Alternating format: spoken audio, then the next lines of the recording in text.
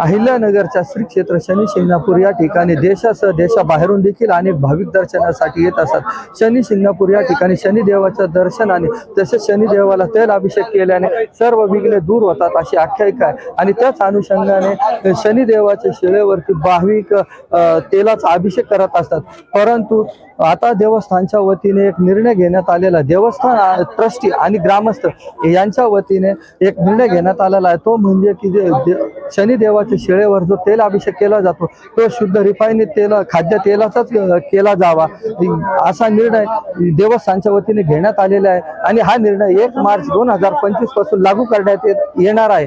यासाठी जे शनिदेवाच्या परिसरातील व्यावसायिक आहेत त्यांनी देखील देवस्थानच्या व ग्रामस्थांच्या या निर्णयाचं समर्थन केलं आहे। आणि 1 मार्च पासून ते देखील शुद्ध रिफाईन खाद्यतेल विक्री करणार असल्याचं देवस्थानना त्यांनी कळवलेलं आहे। एकंदरीतच शनिदेवाची शिळेची झीज होऊ नये यासाठी देवस्थान व ग्रामस्थांच्या वतीने हा निर्णय घेण्यात आलेला आहे।